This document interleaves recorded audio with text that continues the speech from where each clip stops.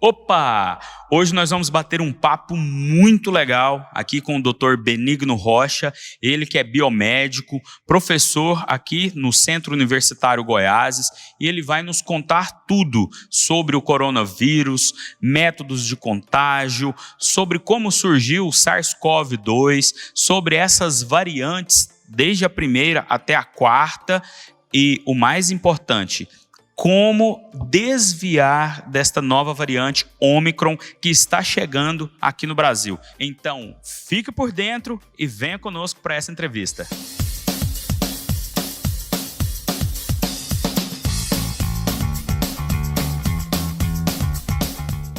Dr. Benigno, hoje nós estamos ainda durante a pandemia, apesar de alguns estudiosos dizer que a gente já saiu, outros que a pandemia nem existiu, tantas teorias da conspiração a favor e contra. Mas uma coisa é fato, nós estamos passando ainda pela pandemia, sim ou não? Sim, e ela não tem previsão de acabar, tá? Principalmente devido ao surgimento dessa nova variante, né, que tem uma tendência de ser 2, 3 vezes mais transmissível do que a última, que é a Delta, que está assolando todo o continente europeu e o norte da América, e que logo, com certeza, chegará para nós. Alguns estudiosos estão dizendo que essa é a terceira variante, outros dizem que é a quarta. Como é? A terceira é a quarta? Não, é a quarta. Quarta. A primeira é a original, a Tier-1, né? Depois teve a P1, a Delta e agora a Ômicron. E essa, ela tem qual periculosidade maior em relação às outras, se assim a gente pode dizer? Ela tem um grande problema, que ela teve mais de 50 mutações identificadas no seu genoma. E o grande problema é que 32 mutações está na proteína Spike, ou proteína S. Qual é o problema dessa proteína? Essa proteína é a que se liga na célula do nosso corpo para que o vírus penetre dentro da célula. E a maioria dos nossos imunizantes, do nosso sistema imunológico também, produz imunidade contra essa proteína. Então, teoricamente, ela modificou essa proteína. Então, há uma possibilidade do nosso sistema imunológico já estar fortalecido contra o coronavírus, não reconhecer essa proteína.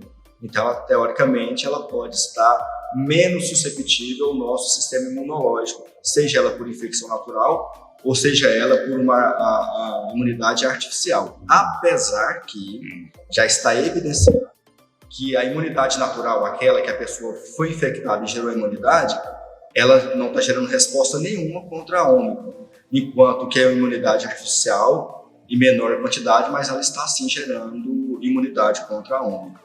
Trocando aqui, levando para o senso comum, vacina. Apesar que ela apresentou eficácia, as vacinas testadas, a Pfizer, né, da Moderna e a AstraZeneca, ela apresentou uma boa eficácia, acima de 70%, quase 80% no caso da Pfizer, mas que é menor do que a eficácia contra a Delta, mas ainda possui eficácia muito, muito boa. Entendi. E a Janssen, nesse caso? A Janssen ainda não foi testada, ainda não foi divulgado nenhum dado dela relacionado à Ômicron. Nada científico, né? Científico, nada comprovado cientificamente. Isso. Ok. Então a gente pode dizer que essa variante Ômicron, ela é mais inteligente que as outras? Teoricamente, sim. Nós temos que entender que Darwin, quando criou a lei da natureza, ele não criou, né? Ele só descobriu a lei da natureza, ele deixou bem claro que o organismo que sobrevive não é o mais forte, não é o mais inteligente, é aquele que se adapta melhor. E o vírus, teoricamente, ele se adaptou. Criamos uma vacina, criamos uma imunidade, ele teoricamente iria desaparecer. Só que ele sofreu essa mutação e ele está tendo mais suscetibilidade na transmissibilidade. E até agora, 73% dos casos que estão ocorrendo nos Estados Unidos, são 130 mil por dia, é pela Ômicron. Cerca de 40% dos casos da Inglaterra, e lá está ocorrendo 90 mil por dia, é a Ômicron.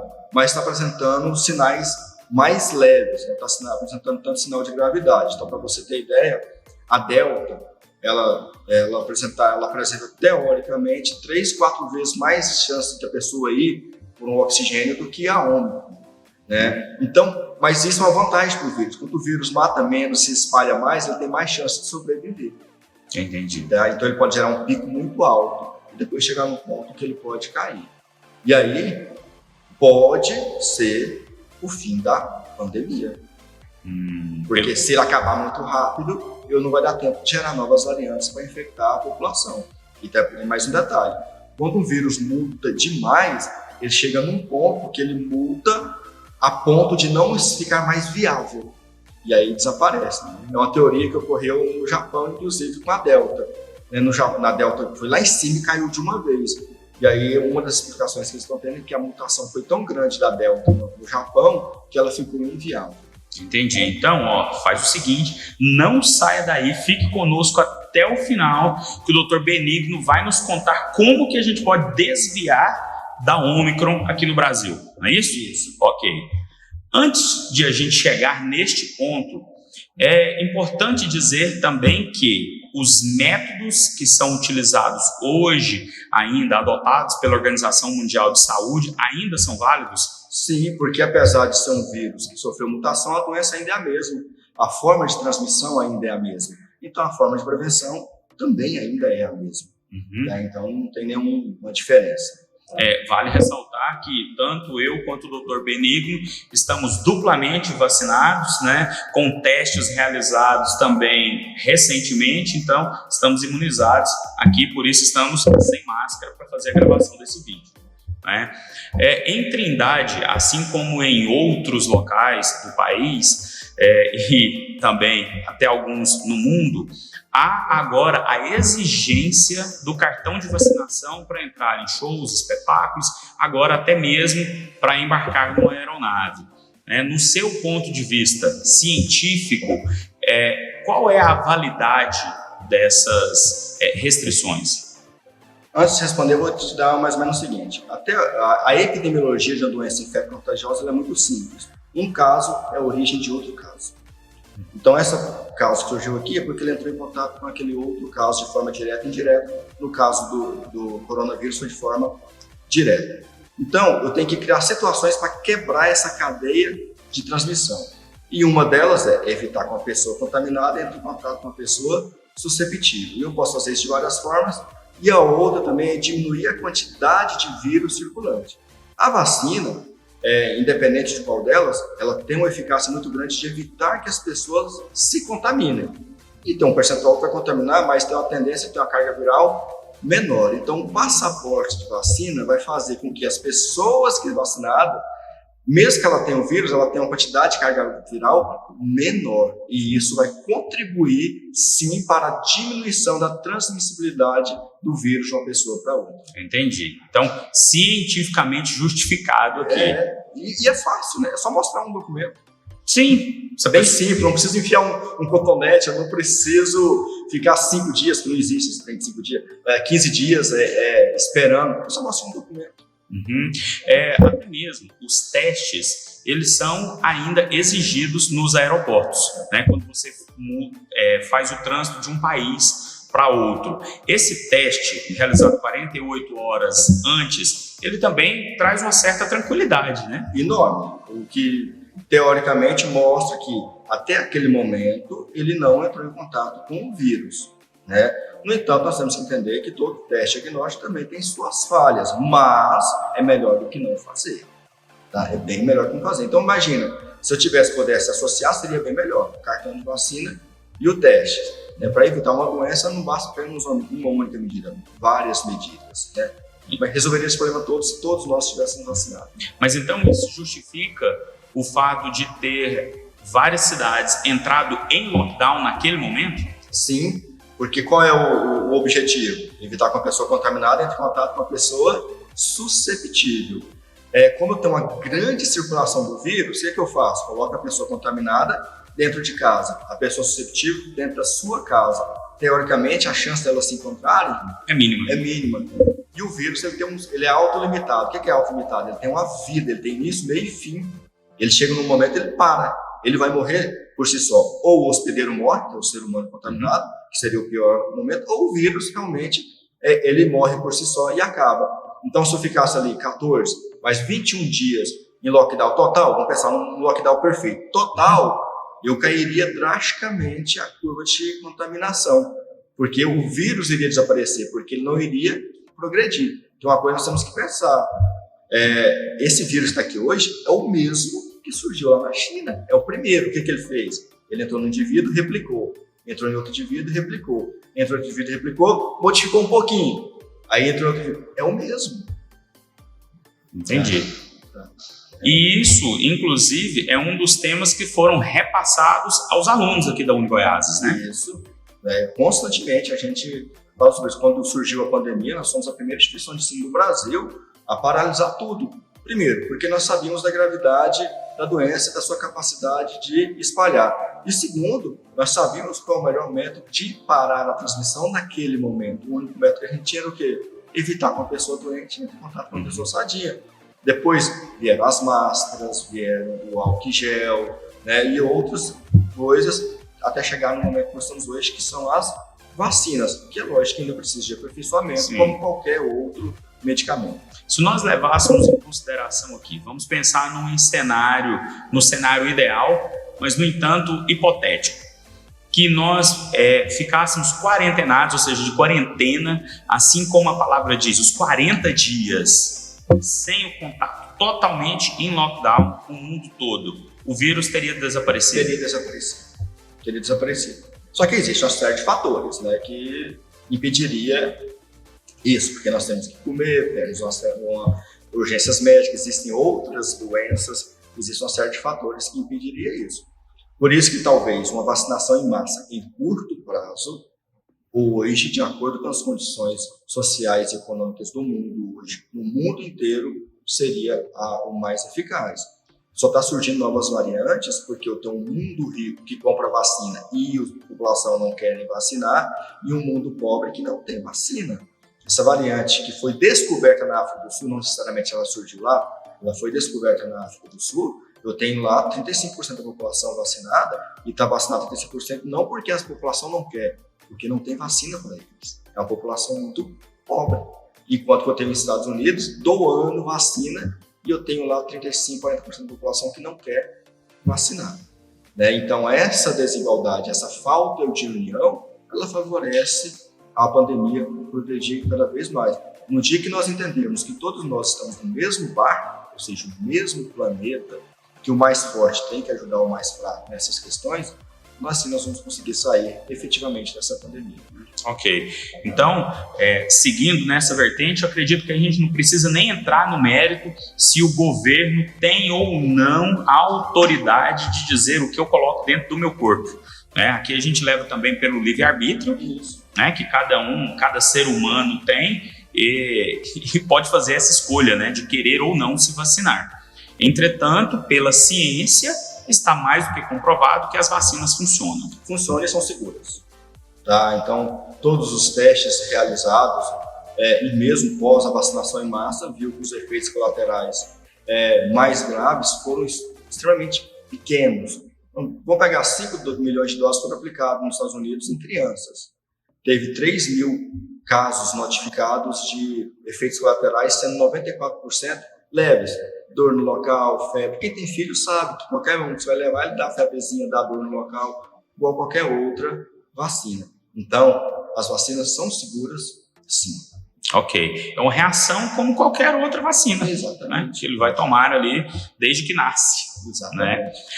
Uma coisa interessante que a gente vai buscando aqui, muitos sites, muitos especialistas na área, outros nem tanto, vão divulgando que este vírus ele já é antigo. O SARS-CoV, claro, ele já existe há algum tempo, mas disse que este vírus, o próprio coronavírus, ele não surgiu na China, que em meados de 2019, no Brasil, ele já existia e com muita incidência na Amazônia. Como que a ciência vê tantas vertentes assim? O coronavírus ele já existe em animais há bastante tempo e existe, sim, alguns casos relatados desde 1935 em humanos. Mas são casos isolados, porque não esperava-se que esse vírus, que é de origem animal, passasse para o ser humano. Então, nós tivemos até, inclusive, uma identificação na China do SARS-CoV, o famoso da SARS-CoV-1, depois no Oriente Médio, onde nós tivemos surtos que preocupou bastante o mundo. Inclusive o NIH, que é um órgão norte-americano, que ele produziu uma vacina de RNA mensageiro. Só que ele não testou ela porque não tinha pessoas para serem testadas. Aí, 31 de dezembro de 2019, a China comunicou à Organização Mundial de Saúde. A Pfizer, em 29 de janeiro de 2020, foi lá no NIH, pegou o protótipo da vacina e criou a vacina da Pfizer. Então, não foi uma vacina criada agora. Ela já foi criada muito antes. E aí, Antônio Erasmo, uma coisa extremamente importante, as pessoas falam, a vacina ela foi criada do nada. Não é que ela foi criada do nada. Primeiro, ela já teve um histórico de criação. As tecnologias utilizadas para criar essa vacina, elas já existiam para outras vacinas também. E um detalhe, pela primeira vez a comunidade científica mundial, ela se uniu. Imagina o seguinte, eu sou uma farmacêutica, estou descobrindo uma vacina, eu não quero compartilhar isso com ninguém, isso é segredo. E aí o que aconteceu? A comunidade mundial, todos quebraram o seu segredo e compartilharam informação. Ao compartilhar a informação, a ciência, ela não andou, ela foi igual um foguete. E assim percebemos que a maioria dos pesquisadores, nós gostamos de guardar aquele dado para nós termos a informação inovadora. E descobrimos que o melhor para a população é nós divulgarmos o máximo possível essa informação e compartilhar com outros laboratórios. Então, as maiores mentes científicas do mundo na área da saúde dedicaram-se a isso e compartilharam informação, chegando no ponto que nós chegamos hoje. Temos aí praticamente 5 vacinas bastante eficazes e seguras e surgindo aí 3 medicamentos bastante promissor também de forma barata para tratar o Covid. E qual é o melhor? Essas tecnologias já estão sendo implementadas em outras doenças como a AIDS. E aí já estão com fatores bastante promissores na Alemanha, que a tecnologia utilizada na Pfizer vai ser utilizada na AIDS com altíssimo grau de eficácia. Olha só. Há algumas décadas, nós pudemos presenciar uma revolução tecnológica. Já pode-se dizer que nós estamos passando por uma revolução científica? Podemos dizer que nós estamos compartilhando o que cada laboratório tinha descoberto e agora sim nós vamos ter uma evolução científica mais eficaz, tá? No intuito de melhorar a saúde e não combater necessariamente doença. Porque antes a gente desenvolvia muita coisa só para combater doença e agora não, a gente está desenvolvendo muita tecnologia para fortalecer o corpo humano para evitar as doenças. Essa evolução está acontecendo sim. Ok. Um dado interessante é que nos últimos meses, muitos casos ainda continuam sendo notificados pelos órgãos sanitários, entretanto, os óbitos têm caído. É por conta da variante Ômicron ou porque as vacinas estão funcionando sobre a Delta e as outras variantes? Não é por causa da Ômicron, porque a Ômicron ela ainda não entrou efetivamente no Brasil como entrou na Europa e nos Estados Unidos, que eu falo que daqui 15 dias provavelmente isso já vai começar a entrar no Brasil.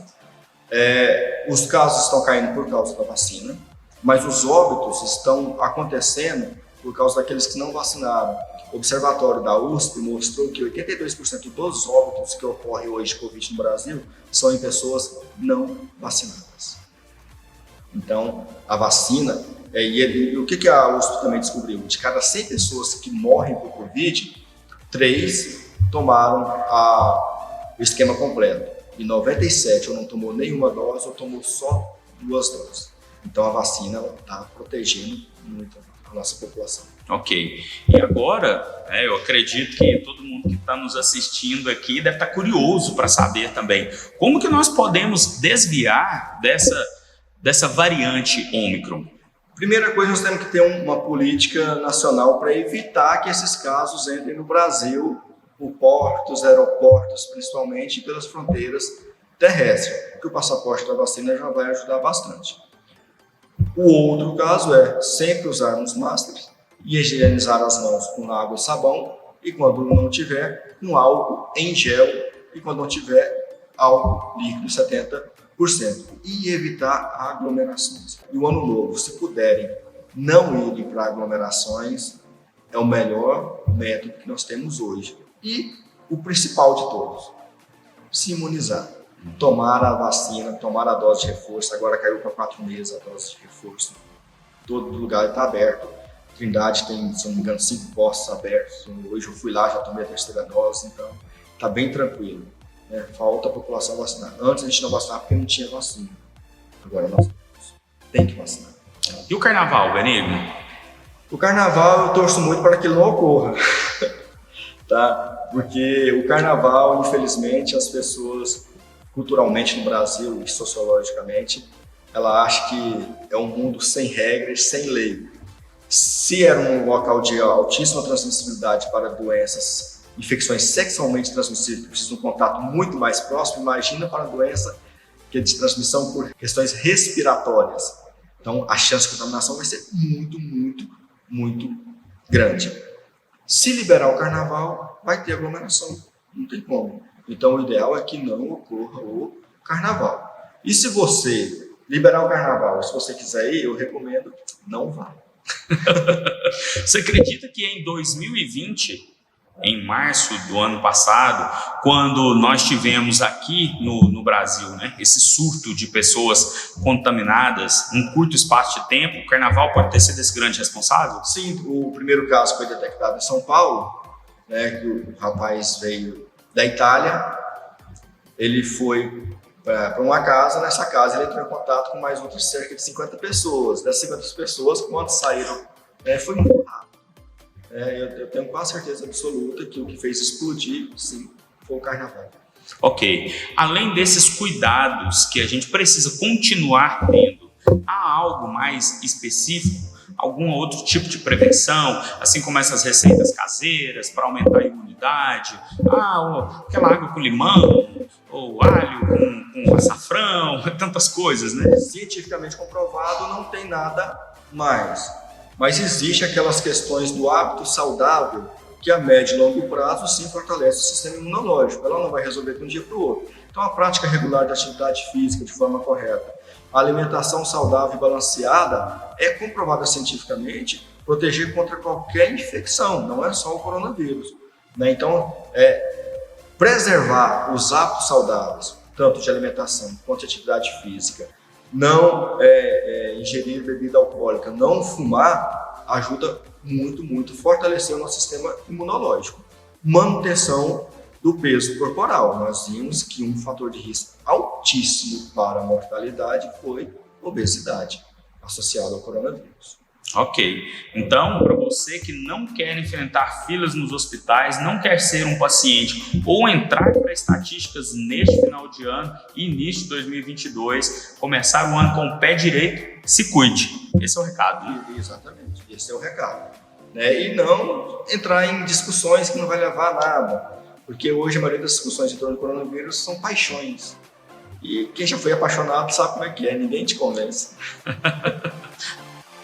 Vale destacar que o vestibular da UniGoiás está com as inscrições abertas. Mais informações pelo site www.unigi.edu.br ou então pelo WhatsApp 62 99608 7481.